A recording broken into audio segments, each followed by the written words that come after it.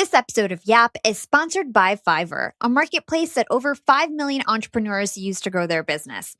I've been using Fiverr for years. In fact, I got the YAP logo made on there, and if you've seen my cool audiograms with animated cartoons, I get those images from Fiverr too. They have affordable services like graphic design, web design, digital marketing, whiteboard explainer videos, programming, video editing, audio editing, and much more. They have over 100,000 talented freelancers to choose from, and it's super affordable. Prices just start at $5. If you're interested to give Fiverr a shot, hit the link in our show notes. You're listening to YAP, Young and Profiting Podcast, a place where you can listen, learn, and profit. I'm your host, Hala Taha, and today we have a return guest on the show, sales expert Richard Moore. Richard was featured in episode number 26, The Laws of Selling. I'd suggest to listen to that episode first, or even after this one to soak up all of Richard's amazing sales tips.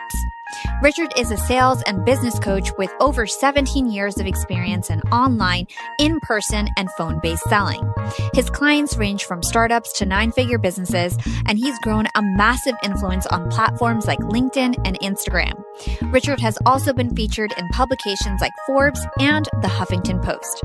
In The Laws of Selling Part 2, we'll cover the difference between leads and prospects, the interplay between emotion and sales, his perspective on discounting and setting your price, and the art of closing a deal.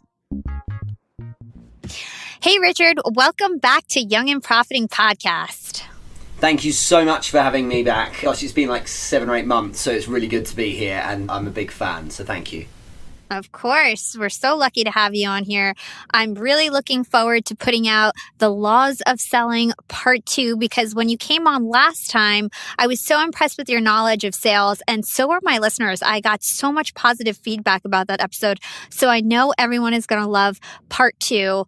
For context, for people who don't know, you came on the show last May, and during the first 10 minutes of your episode, we covered your career journey in great detail. We talked about how you became an entrepreneur, what you were like as a student, how you have over 17 years of selling experience. And so anybody who's interested in that detail, you can go back to listen to part 1. It's episode number 26. And for my listeners who don't want to go back to episode 26, could you just give a brief introduction of yourself and let us know like what you do today?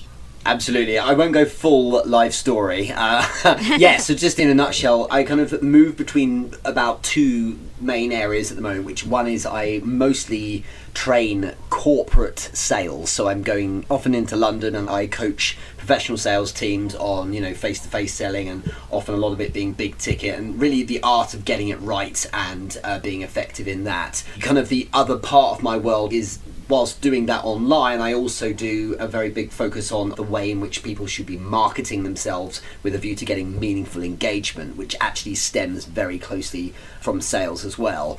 But then the other side is really for fun and a hobby, but also to drive money into local charities. I run Entrepreneur Business Live, which was a kind of half-fledgling when we last spoke, but it's been a rocket last year and I really enjoyed that too. So it's nice to have these events around the world. Very cool. Yeah. So Richard is a selling expert. He's a community building expert online, and now he's an expert on live events. So lots of cool things that you do. Thank you. I thought a fun way to kick off this episode and for our audience to learn more about you and who you are would be to cover your reflections from 2019. So you put up this really neat post on LinkedIn. It was like a slideshow where you outlined 6 elements that helped you make 2019 a success. You called out collaboration, community thinking, partnerships, travel, and listening. Could you go through this with us? I think there were some great, valuable lessons in this, and I'd love to hear what you have to say.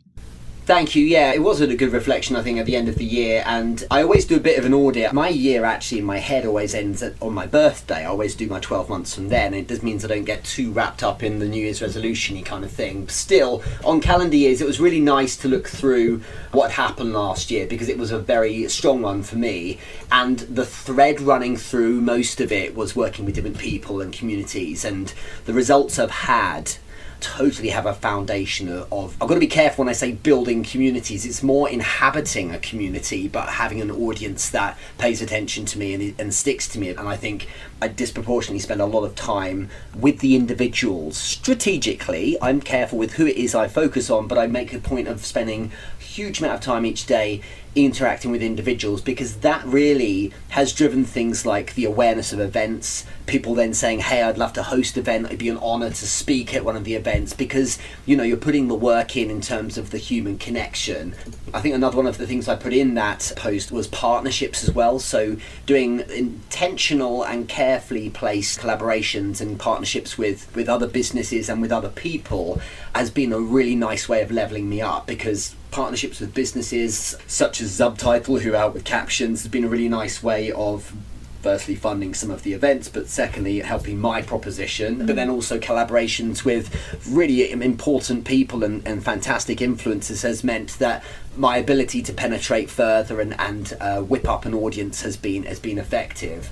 I think the thing that I got the most from the year was just really trying to prove I was being legit by traveling, and I think I traveled about 10 times last year to different countries for different events of mine, and that really kind of made the point that I was serious about building the events. And when you build communities online, we've both experienced how powerful it is when you meet them face to face. And I remember the photo I put on that post was of, in fact, only about a week away from today, last year, January 24th, was New York, our first international event, and seeing so many familiar faces who'd been part of this community I was building and interacting with online, flying in and having this event with them was really powerful. And the travel really reinforces the intent behind wanting to engage with people and really just kind of, I say, it kind of solidifies that community. It's been a really wonderful past 12 months.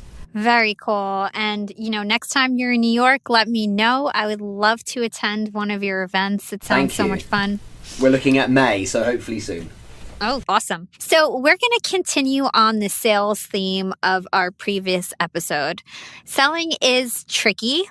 Everybody wants to have a technique and methodology, but then there's also a balance you have to take to be organic and natural. So from your perspective, you're a selling guru.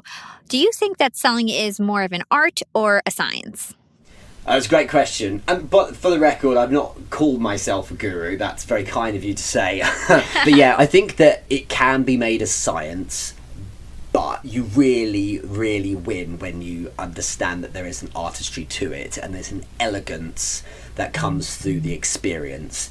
And if you think about it, if you've never done sales before, by the time you're, say, aged 20, a really good way of putting it is that you're a master of the art of communication by then. And I've got 2 young daughters, and even the youngest, who's 4, is phenomenal at understanding nuances and pattern in the way people interact.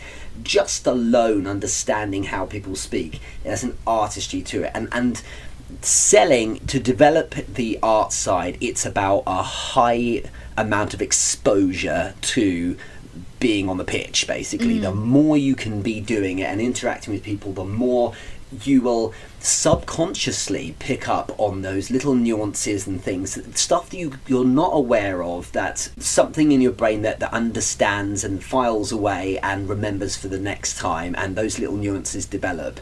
I can sit down and give people great formulas that will really level them up. For instance, here's how you pre-qualify a lead and find the best person to speak to in a sea of 1,000 people looking at your content online, for instance. And things like that will make a large difference to your results if you're coming from zero. But the truth is, it's always a human sport. And so to move to a place where people are thankful that they get to buy from you, and they're warmed up to the point where an onboarding phone call, if that's the way you do it, for instance, is like a validation that they were going to buy from you anyway. That requires a lot of elegance, and I think that it does come from just feeding yourself with enough interactions with humans. Just like if you network enough, you get the hang of it. If you speak to people enough, you get the hang of it. All this stuff really is just practice and time on the pitch. So in many ways, my success now comes from the fact of just been doing it a very long time, whilst at the same time I'm a bit of a student of it all as well. So I'm a big fan of the formulas and the systems that do work. Yeah. So typically a sales process or formula is usually like 5 to 7 steps. It varies slightly, but it's like prospecting, preparation, approach, presentation, objection handling, closing, and perhaps follow up. Let's start at the basics. What is prospecting? How do you define prospecting for people who are new to sales? Yeah, it's difficult because it's so different for every product and every type of sale you're after. But the idea with prospecting is, even if you go a little bit of a step further back, in fact, it's looking at pre-qualification. So how can I, in any way possible, before I've even engaged with anyone, apply some kind of intelligent filters here to ensure I'm going to be as effective as possible? How do I essentially minimize the amount of approaches that won't take me anywhere? And it can be simple things like, if you're approaching a business, are you actually speaking to the top person? Because whilst there's a number of routes in, if you do get the top person and the ultimate decision maker, you're always in a better place than someone who's going to go and internally sell on your behalf, for instance. So that can start. And then really, when you feel you've got the right person, it's doing a modicum of research to it, at least, to make sure that you're seeing what your angle is. You know, if you can answer like these 3 questions: why now, why us, and why change?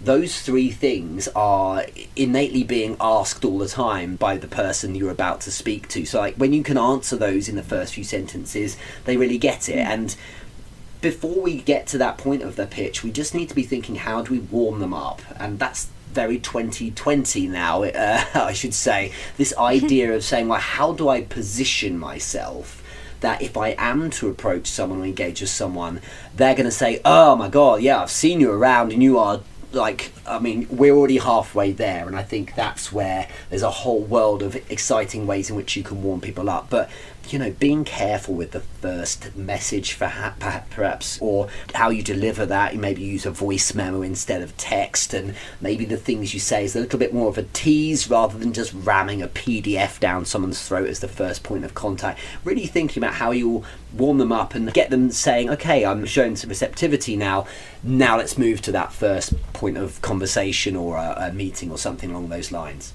Yeah.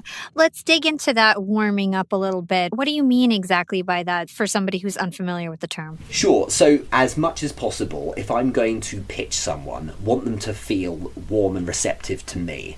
People have always hated being sold to, but because nowadays, if you approach someone out of the blue, there tends to be a conditioned cynicism that you're going to sell them, and people don't want that. You have to gain a bit of trust first, because everything hinges on trust. And so the warming process is about you validating that you're someone who's going to bring them some value, and that might be emotional value in that you're a good person and an interesting person to interact with, or practical value because you can actually help them in their business.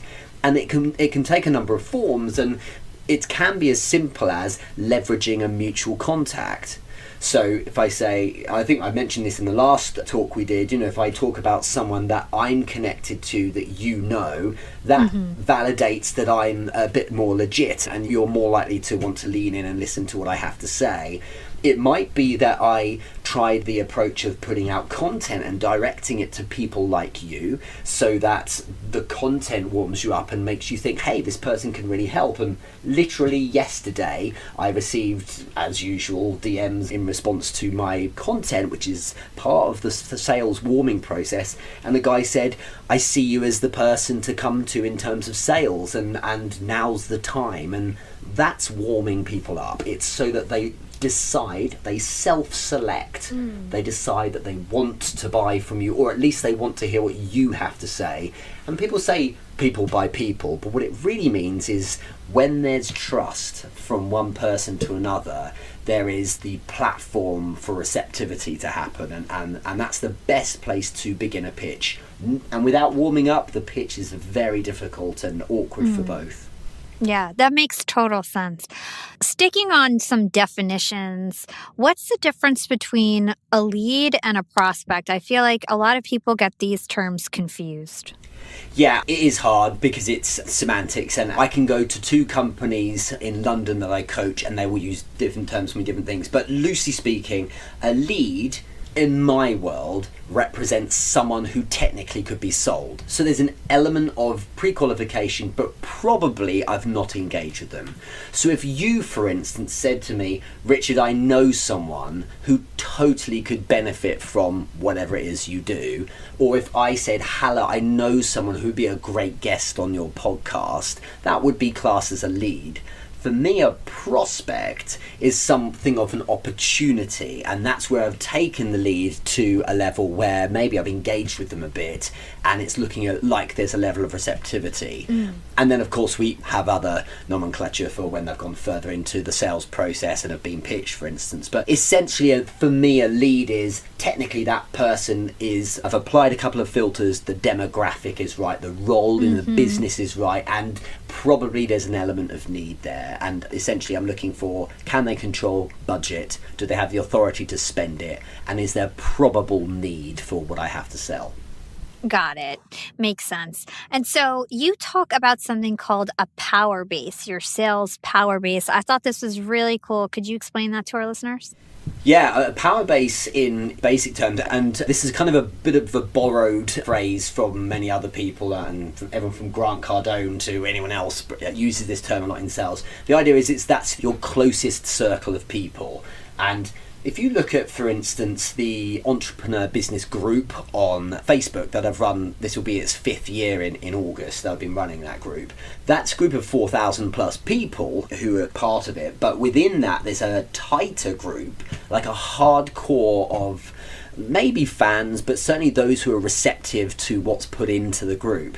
And that's like that's a power base. That's one where if I'm stuck for leads, I'm stuck for business, for example, I could go there, and that would be what other people might call low-hanging fruit. A power base when you start a business is probably friends and family. And what that means really is hitting up the people, again, who are easy to speak to, who are already receptive to you because you've earned the right to speak to them and ask them if they could do you a favour because you've lived with them or whatever, and say, hey, do you know someone who might be able to help? And so a power base ideally will grow virus-like as you experience more and more communities, inhabit them and engage with people. But your power base is always a place you can go back to. If your pipeline's looking a little thin for the month and you feel like business might be a bit low, who would you send a message to? And the message wouldn't be, hey, do you need some work? What you would say is something like, do you know anyone who might need help with this? The people you naturally could go to first, your inner circle, that's the power base. Always worth checking in with them and keeping them on side, perhaps once a month or so. That is really great advice. Let's move on to the sales approach, focusing on emotion and sales for a few minutes. Dale Carnegie once said, when dealing with people, remember you're not dealing with creatures of logic, but with creatures of emotion. And while the logical details of a sale are important, your buyers really make decisions based on how they feel about you and your product. And so you're a proponent of starting the sales process with emotional value and not practical value. Absolutely. Could you explain the difference between the two and why you choose to start off with emotional value? The reason why is because I'm selling to people and I'm selling to creatures that operate in a particular way. And it seems intuitive to give someone, an intelligent, grown-up decision maker, it seems intuitive to give them the logic and the facts, right? We're trying to be helpful, we're trying to be clear. But the truth is that's not how the human animal's brain works. The human brain starts with a real kind of animal, instinctive and emotional center that is like the gatekeeper, to use sales analogy, before getting to the logic center. So if I want to interface with anyone, I have to go through the emotional part of the brain first. No matter how logical that person is, they might be famous for it, it all starts with emotion. And very loosely speaking, and I'm not a psychologist, but I just have gleaned this from being around enough people over the years, if you're approaching someone cold, their subconscious, because it's a subconscious part, this isn't an internal conscious dialogue, their subconscious part of their brain will receive whatever approach you give them, this is moments into the first second, and make a judgment on if you are a threat, or if they might win here in some form, or if they should be indifferent to you.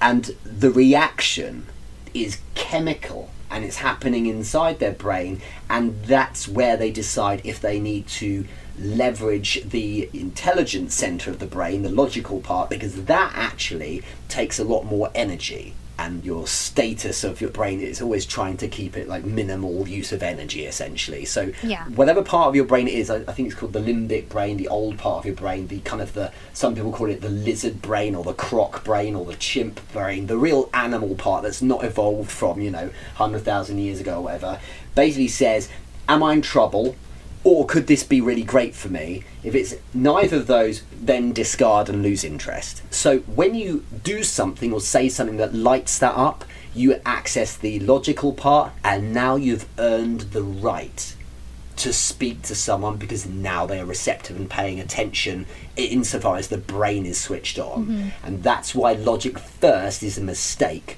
because the animal brain doesn't respond to that, so it is indifferent to it. And that's why, great example, Hala, is recently I worked with someone who started their sales process through emails. They were trying to be helpful. Their first email to cold prospects was over a page long, loads of stats, underlined bits, cute little URLs, an attached PDF, bold writing here, there and everywhere, and no one was bothering to look at it.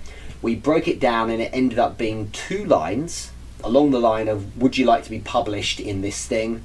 I'm around tomorrow for a coffee between these times. Does that work from you? The reason why that first line worked is because that instant win of, oh, I get to look good, I get to be published, this would be amazing. And I remember she came to me, she was like, I've only sent 3 of them so far, and I'm 3 of 3. They're literally like, cool, let's go, let's try this. And that has to be done the right way. So you've got to understand with empathy how the person the other side of the table is going to receive you. And when you get that bit right, and it is psychology and it is understanding behaviour, you can be so much more penetrative, and you don't make an idiot of yourself, because you haven't got people going, oh, this is awkward, I don't want to engage with you. And then, people don't ghost you and things like that. And the world's a nicer place when you engage people emotionally first. So essentially, you're proposing that whether it's an email or an in-person conversation, like the first couple lines you say is really trying to get the person to feel better, right? To elevate their emotional state. So I call them the wins. There are 4 main ones. I think I covered this before, but save time, save money, make money. Sure, that can help. But really the main one is look good, or an extension or variation of look good, because that feeds the ego. And a nice way to do this is to leverage a peer or a mutual contact, okay? Because if I was to say, I can make you look better online, Hala, the problem is we've got too much cynicism there. But if I talk about how I've worked with a mutual contact, then that makes it much more believable as well. But I'm playing to your emotional center of wanting to do better in this world, look good and be accepted by people. Now, I know you're not that shallow, but the emotional side of your brain is. Everyone's brain reacts in the same way. Can I look better in some way? Not necessarily in terms of fashion labels or whatever, but generally speaking, does this improve social status for me? And if there's any kind of inclination towards that, then that gets a little bit of a light flash in the brain. And so those wins are crucial to gently kind of put in at the entry point.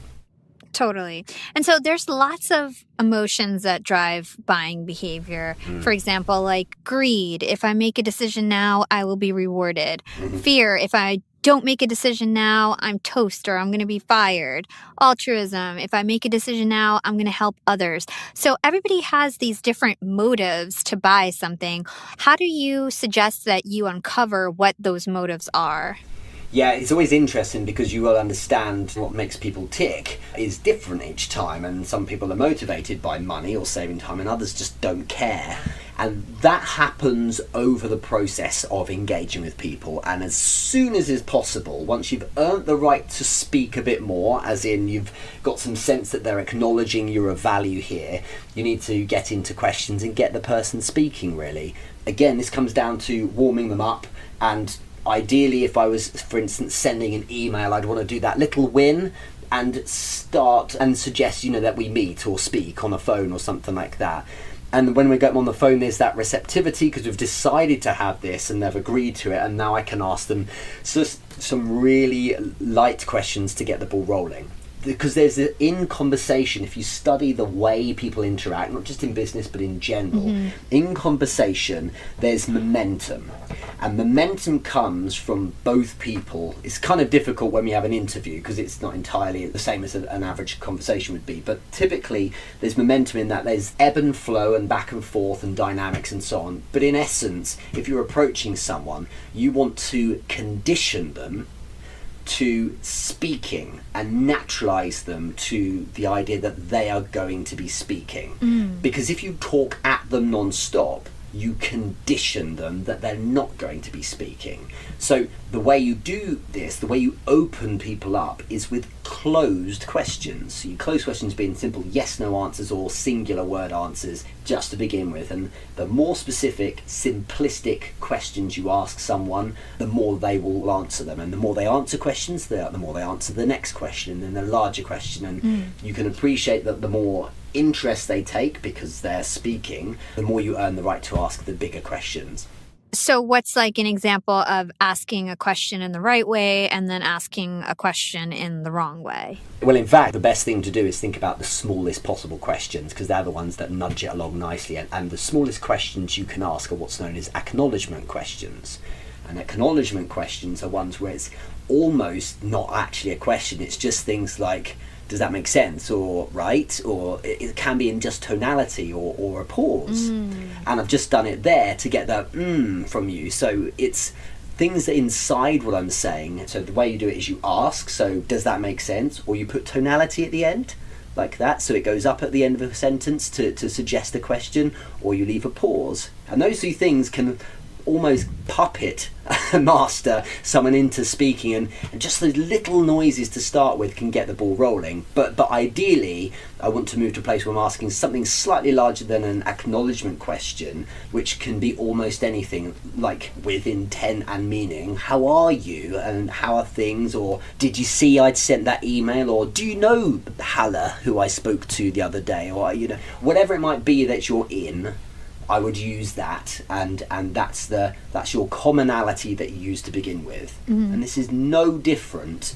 to if I sit down with someone at a wedding and next to that person and I've never met them before, I use the commonality of the fact we're at the wedding, and my in is, how do you know the bride, or something like that, and as that person starts the first few words of speaking, I'm not over the top with it, but a little bit of encouragement and those acknowledgement questions, oh right, and things like that, just to nudge them along.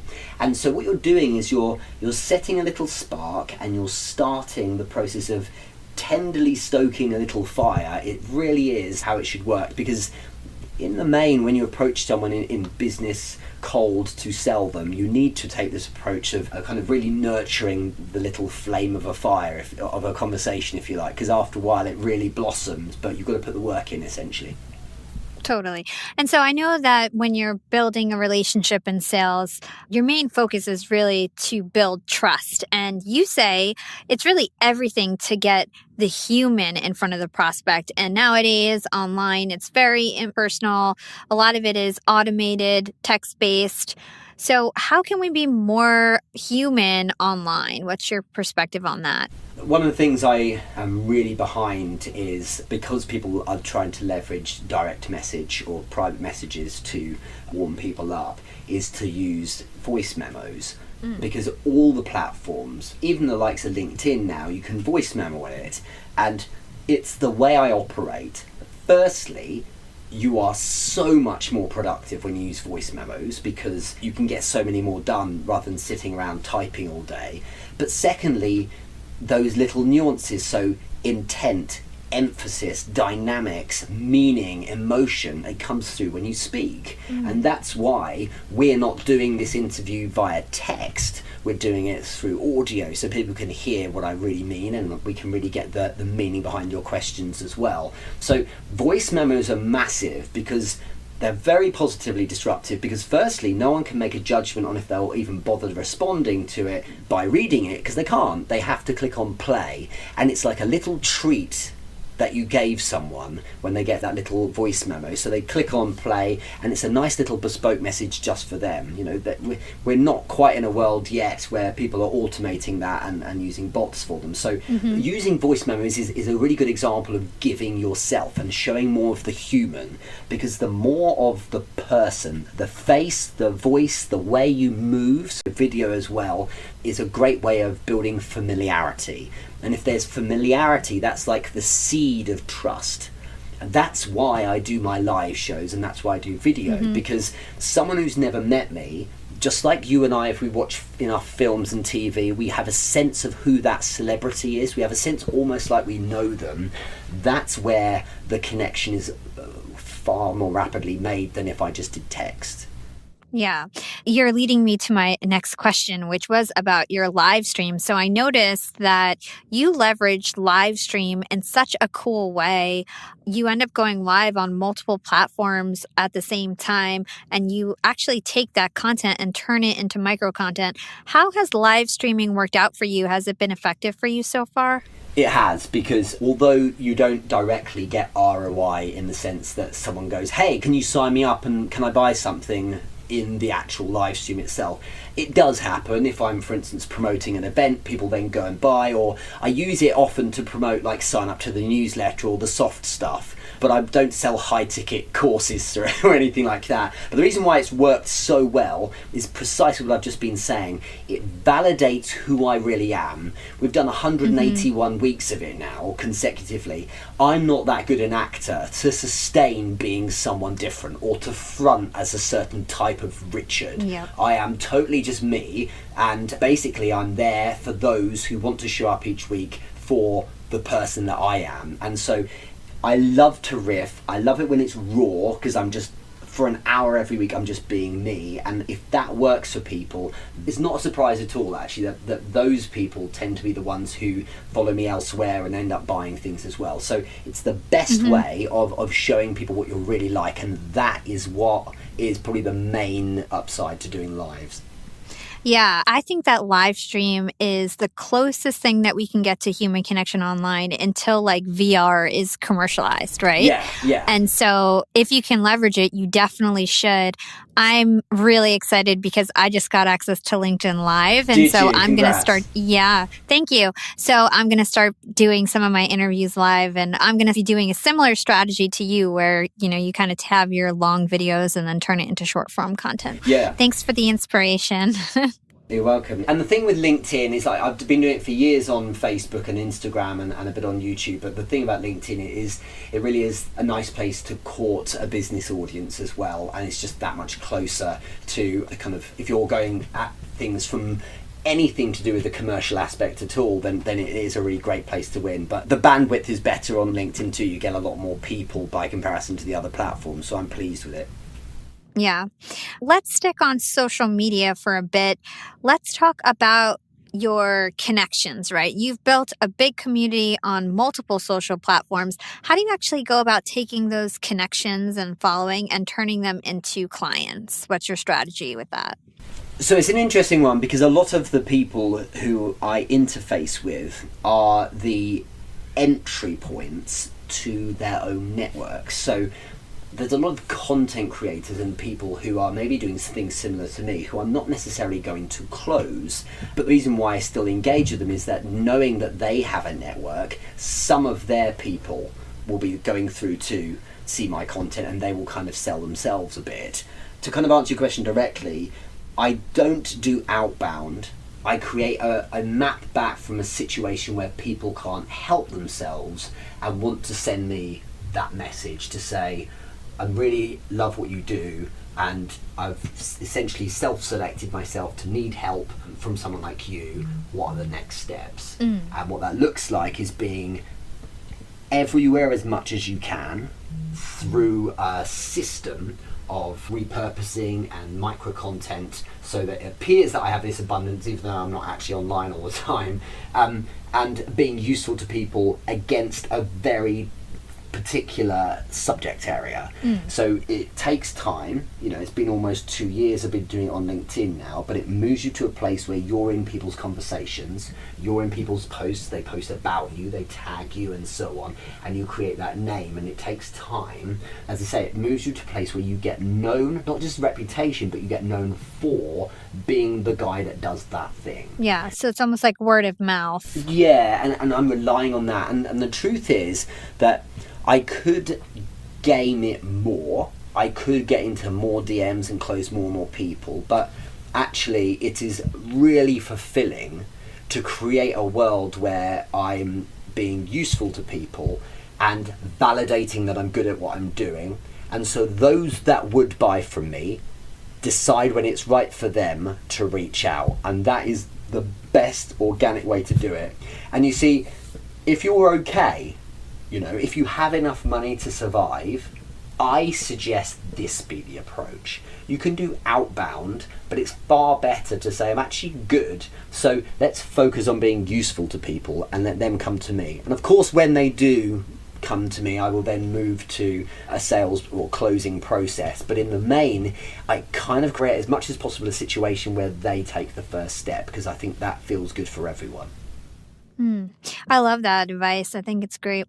How about we go back to the sales conversation? As we were doing your research, we noticed that one of your favorite phrases to use is, I'm your man. Yeah. Why is this phrase so powerful? Because it short circuits that part of the brain we talked about that suggests there might be some fear or overthinks things and worries. I'm your man requires a microsecond of thought, but you basically say it. If it's technically something you could do, then it's a yes. And it's a great way of learning how to jump. Too much overthinking paralyzes you and throws up the, but what if this happened and that happened? And I personally find it exhilarating to work a lot of things out as I go, but I also back myself to be able to deliver certain things really well. And in the main, if someone comes to me and says, hey Richard, are you available to come to our company and speak about this? This is what our company does. It's like, yeah, I'm your man. And then I'll work it out from there. And that doesn't mean I'm winging it or making it up fully as I go. It's that I know the answer will be I can do it in the end, and I know that I will do a good job, and so let's jump, because that saves me going through any hassle of thinking about the downside too much. I am very much a jump and build the plane on the way down kind of person. So what I'm trying to articulate here is that the amount of thought I do put in is small, yet it is focused on, is this technically in my sphere? If it is, it's a yes. Right? Rather than, I don't know, because there are different ways in which we could look at this and therefore I might not be quite right. It's like, no, come on, let's make this right for me. And if it's off-piste and totally not what I do, then of course it'll be a no. But I tend to be asked stuff around what I do, and best thing to do is jump and say, yep, I'm your man. And that's fun. It takes you to some really exciting places. Yeah. So it basically just like eases the person's concern, right? Yeah, because time fuels fear. Yeah. The more you think about stuff, the more that animal part of your brain says you don't want to do that because you might be, socially ostracized, and that would be bad because your tribe wouldn't be there to look after you. And it's all of these instincts that are against you that actually aren't relevant in 2020 in the world we live. So you want to short circuit that so you don't have the fearful animal talking to you and making decisions. Mm-hmm. Salespeople often get a rap that they can be really aggressive, right? And I think that the aggressive approach really never works. It's such a turnoff. How do you advise that people be aggressive in terms of being proactive, but not necessarily turning off their customers with this aggression? Totally. The answer is that you need to be aggressive, but you're aggressive with yourself. What that means is you push yourself and drive yourself to engage with as many people as possible. you're aggressive with your research, you're aggressive with making sure you're displaying some empathy, that you plan how you say those first few lines and so on. Spend as much time as possible training yourself too. And that's the key, is that aggression lies within you for yourself and being ambitious, but it certainly shouldn't go out to the people you're trying to engage with. The difficulty we have here, and this is why people get spammed. People always say, well, why are they doing it? Why are people starting a message when they've never heard of me before, never met me before with a sell? The reason why is because that if you get one point of receptivity in 800 approaches, that's confirmation bias for many. And rather than auditing the effectiveness, they're saying, do you know what? I got a yes, therefore do another 800 and I'll get another yes. It's that confirmation bias drives the kind of worked with companies where it's hundreds and hundreds of phone calls every week per person, and the majority of people aren't interested, but 2 a day will show an interest, and 1 a week will buy, therefore do it, and all the time. And it's kind of soul destroying, but if it makes you some money at the end of each month, then that confirmation bias perpetuates it. What we really need to think is, rather than doing volume, put more stock in being effective. It's far more fulfilling. But the truth is that sales typically is a money game as well, and when commission's involved, people don't want to put work in, they want their money, and so they cut corners. And in a world like LinkedIn, for instance, you've got 600 million people there, so because volume is a feature, you can afford to be an irritant because enough people will say yes. If there were only 13 people on LinkedIn, you'd appreciate the approaches would be far more effective.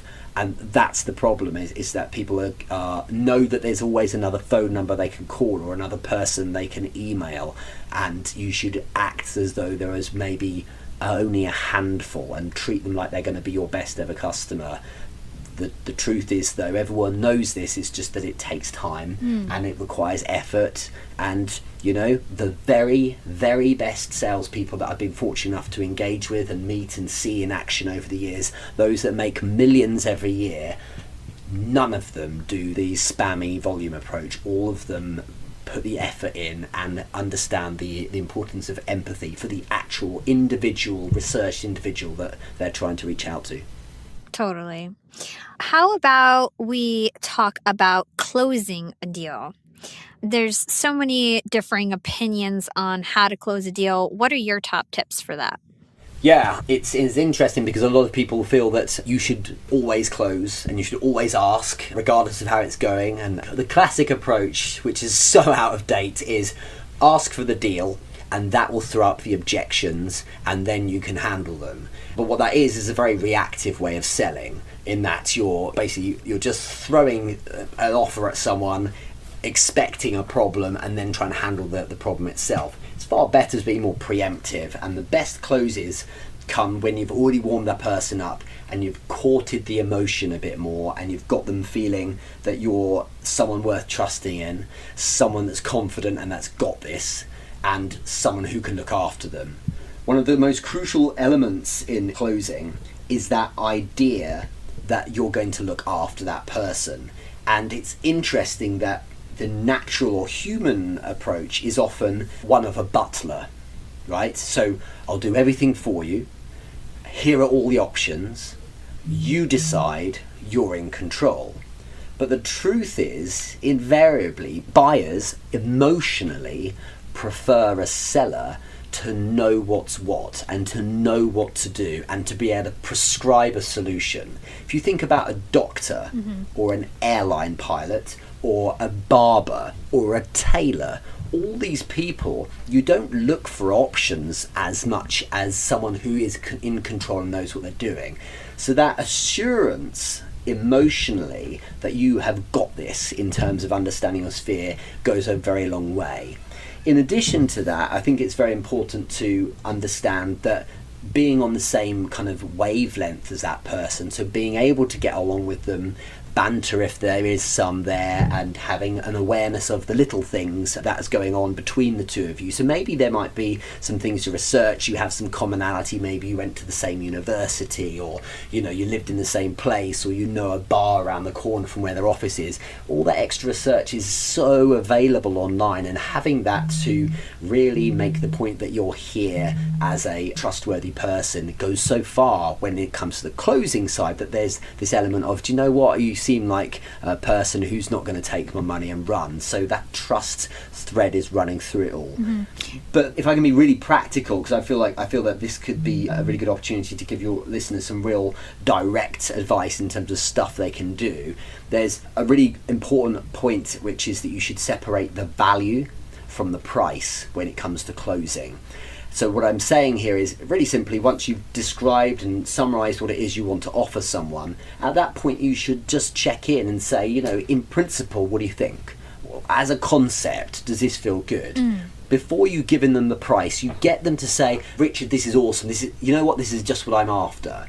They have to earn the right to hear your price, is a good way to look at it. Rather than giving them the price and the package altogether, it makes far more sense to get them sold on the point and the value in principle. Because if they're not sold at that point, you're just going to give them a price for something they're not sold on. Yeah. And they will subjectively then say, well, that's too expensive. So you check first that they emotionally and maybe logically as well feel solid that this is a great value proposition. Then they earn the right to hear, great, so that runs for 12 months at this price. Sound good? And now you're seeing the contrast or difference on now, how they feel about something based on the price. Yeah. So in short, if I'm getting someone saying, this is exactly what I'm after, then I've legitimized giving them the price, because I know they'll say, yeah, I totally see why you charge that. But if I've got someone who's like, I suppose, I don't know, it kind of could help, I suppose. There's no way I should be giving them the price. That's not going to progress the call, it's going to ruin it. And what it will do is it will take their level of interest down, and it's definitely turning them off. I'm not there yet. I need to loop back and be a bit more candid and just understand, look, where did I drop the ball? So be careful, don't close on the price until they've earned the right to hear it, and that's them selling you that they're convinced that your value's worth taking the conversation further. Speaking of price, I came across something very interesting that you've said in the past. Essentially, you say that people should raise the price point every time you get a sale. What's the logic behind that? Because you could just get infinitely high in your price and become uncompetitive. So tell us about that. Yeah, let me put some parameters in there. It certainly is for certain types of product, because you may be in an industry where actually that's not a good way to do it. So if I sold, Ford Focus, every time I sell one I put the price up because someone's been willing to pay it, is going to soon get me to a point where I get a lot of resistance on it. Where I'm going with that is certainly with the high ticket products and services side of things, and what I've experienced is if someone's keen on coaching, for instance, and someone's seen huge value in it, then giving them a price point where they're like, yeah, sure, that makes a lot of sense, it's validated that someone's willing to pay that. So you should test, well, what about if I went up by another $500, or what about if I went up by another $2,000 or something? You should test it, because it's a really good way of seeing what your price should really be. It's a good bit of market research, really. And when I started doing online consulting with startups, I started at quite a low price point, simply to validate to myself that I could close sales in this way. And then every time I got a sale, I just put the price up until I got to this point where I thought, okay, do you know what? That's the kind of price point this deserves, because that's the bit where people are like, yeah, totally get that, and I'll pay that. And it's just a good way of testing if you're going too low or too high. But it requires a volume of sales to really get a handle on it, if that makes sense. Yeah, I think that's a great strategy, like you said, to find the right price point and to also not sell yourself too short. You could be charging a lot more for your services, but you'll never know if you don't ask, right? Exactly. And I think it's important to understand that it's all about the individual, because value is a subjective thing, it's a perception, it's in the eye of the beholder. And I've been in meetings where I've done 2 hours of coaching to a senior team of salespeople, and they thought it was worth every single penny, and I charged more than I would charge for a month of coaching, because I knew that this was solving this one problem they had right now. It was literally putting out their fires right now, so the value to them was totally worth it. And of course there are other ones where it's maybe not quite as necessary, and so the price point reflects that as well. It's always ebb and flow with this kind of thing. It depends on the individual and their certain circumstances right then and there. Mm-hmm. Continuing on the topic of price, what's your perspective on discounting your products? Is that ever an effective strategy? It's the case typically that everyone technically can afford your product, unless you haven't done that pre-qualification. We talked about it earlier. So if I'm approaching, people with a very low level of income with Lamborghinis, I'm not doing my pre-qualification correctly. But in the main, if you've done that bit right, people can afford your product. So therefore, it's feedback if they say your price point is too much, that subjectively they feel your value doesn't match what you're asking them. It's your fault you haven't sold them properly. And so I'm very happy that I've got a system that works where I massively go all in on warming the audience first, and they organically choose themselves and come to me and say, I'd like to buy your product.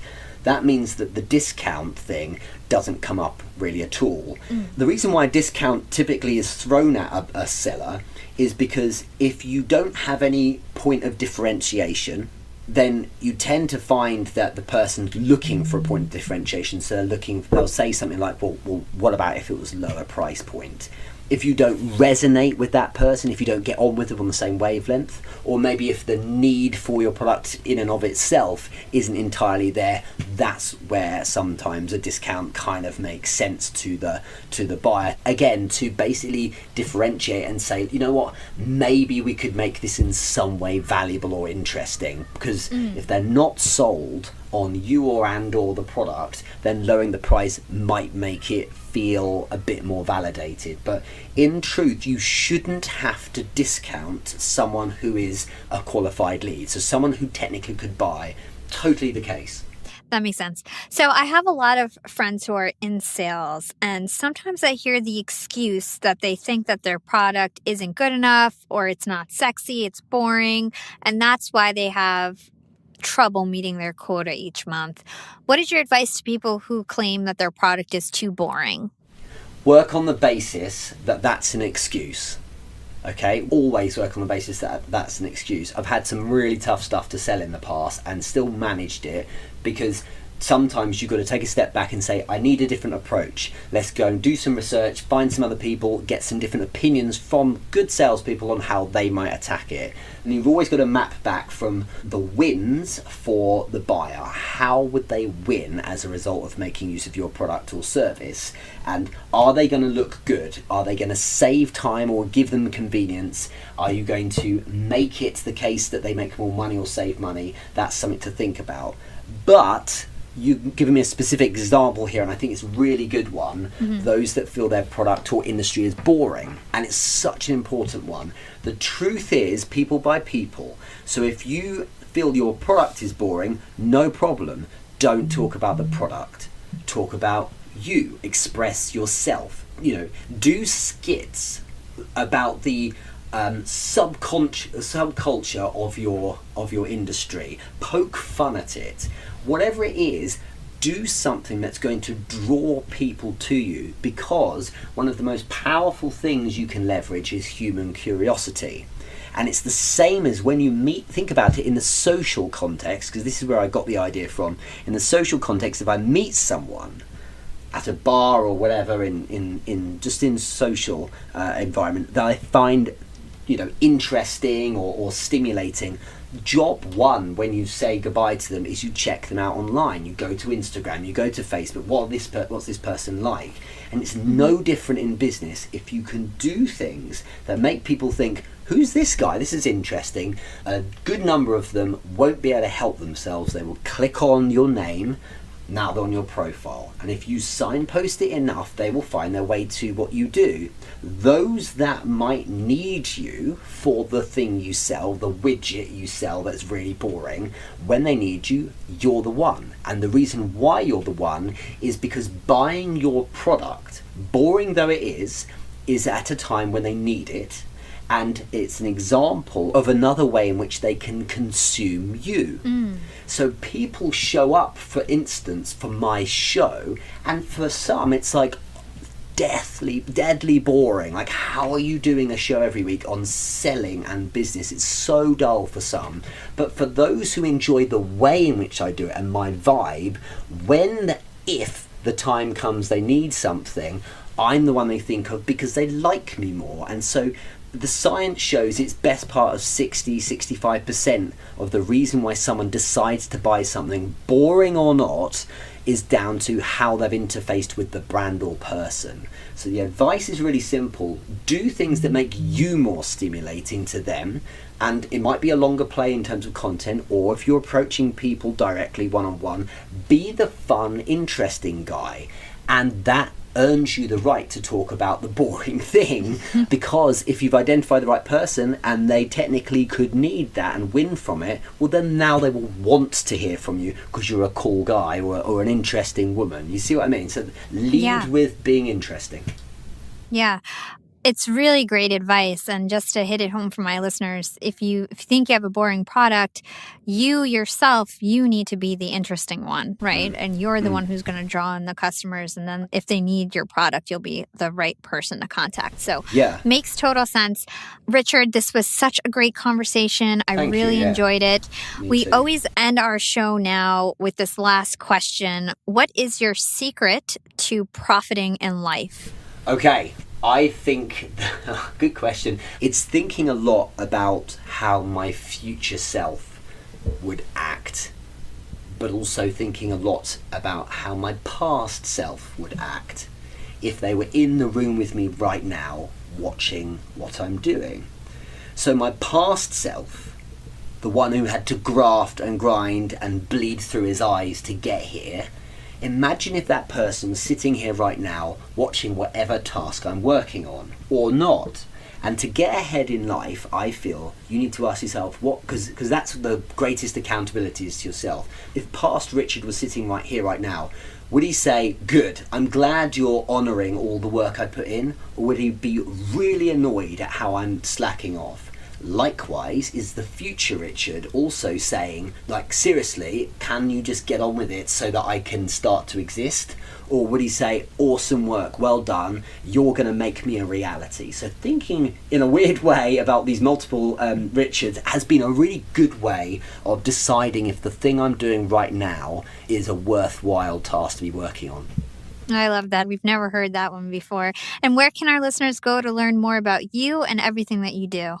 Sure, so it can all stem from my website, the hub, if you like, so therichardmoore.com, or I'm very active on LinkedIn, so I'd love to meet some of your guests there. If you go to Richard James Moore, all one word, on LinkedIn, I'll be there as well. I'd love to speak to some of them. Awesome. Thanks so much, Richard. You're welcome. I really enjoyed it. Thank you so much.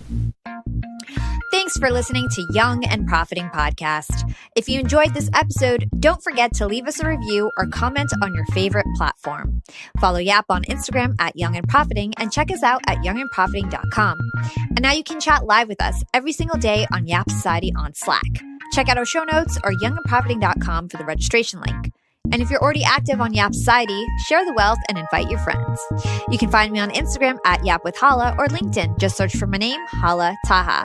Big thanks to the YAP team as always. Stay blessed, and I'll catch you next time. This is Hala signing off.